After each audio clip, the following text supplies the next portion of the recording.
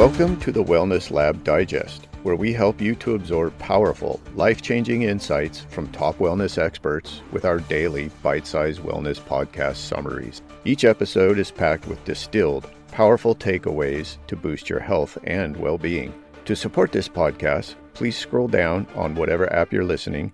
Ratings and reviews are helpful.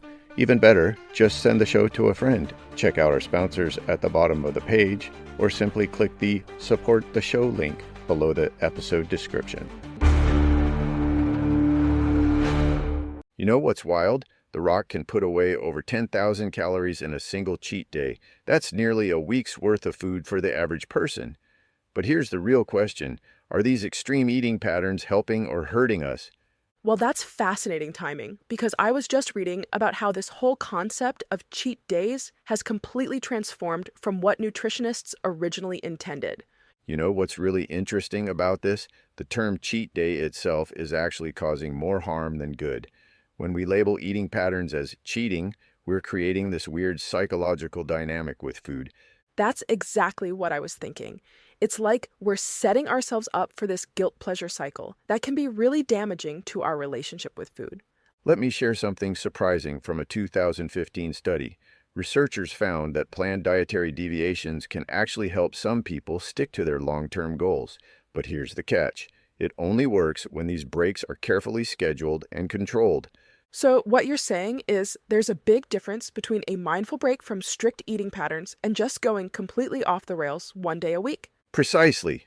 And here's where it gets really interesting. That 2016 study I mentioned earlier, they had this fascinating comparison between two groups. One group did this extreme alternate day fasting where they literally ate nothing one day and whatever they wanted the next. Oh my goodness, that sounds incredibly difficult to maintain. What happened to those participants? Well, here's the surprising part. Even though the fasting group consumed about 300 fewer calories per day on average, they only lost slightly more weight than the group following a standard reduced calorie diet. And get this, the data suggested they actually lost more muscle mass in the process. That's really eye-opening because it shows how these extreme approaches might look good on paper, but don't necessarily translate to better results.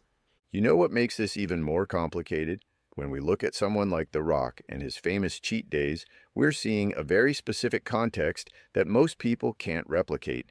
He has personal chefs, nutritionists, and it's literally part of his job to maintain his physique.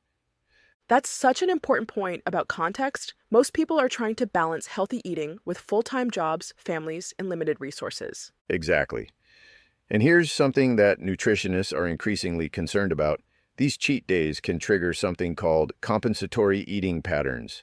Basically, people start eating more and more on their cheat days because they know they're heading back into restriction. Well, that makes perfect sense from a psychological perspective.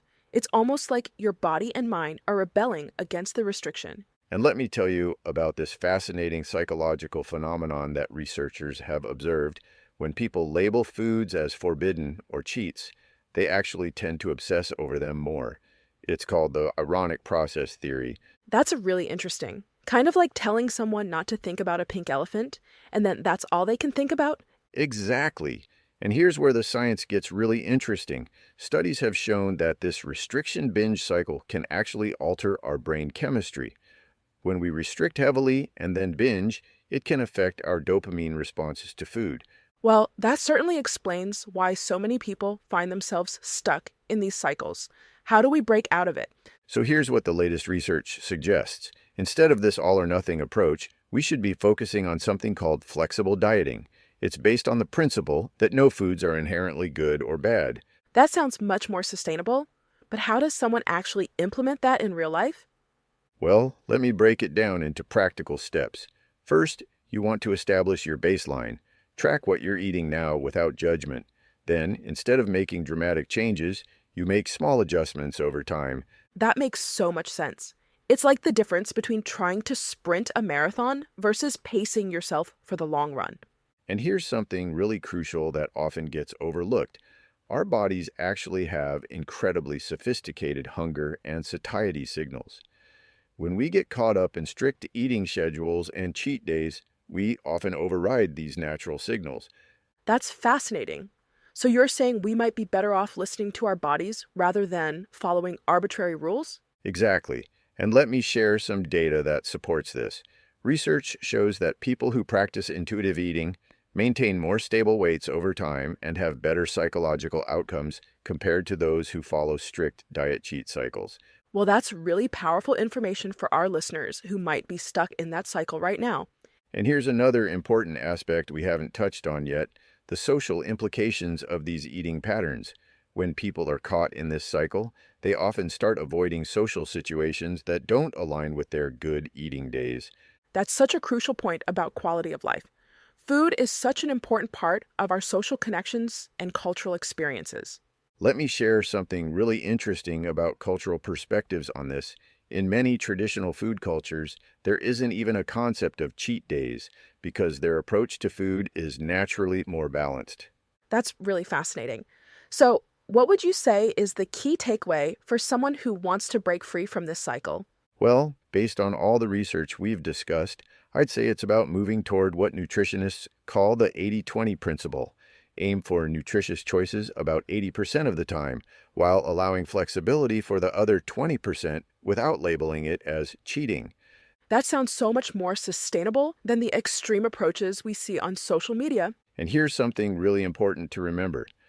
The research shows that people who adopt this more flexible approach actually tend to maintain their health goals better in the long run. They report less stress around food and better adherence to their overall nutrition plans. That's really powerful. It's like we're coming full circle to what actually works versus what looks impressive on Instagram. Exactly. And let me leave our listeners with this final thought. The goal isn't to be perfect with our eating habits, it's to create a sustainable, enjoyable relationship with food that supports our overall health and well-being. That's such a refreshing perspective, focusing on long-term success rather than short-term extremes. Well, I think we've given our listeners a lot to think about today. Remember, the best diet isn't the most restrictive one. It's the one you can stick to while still enjoying your life.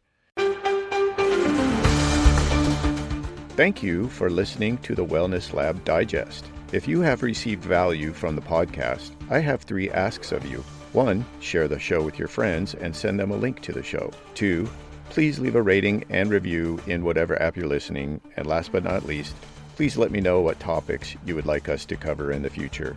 You can contact me by sending me a message using the Send Us a Text link below the episode description.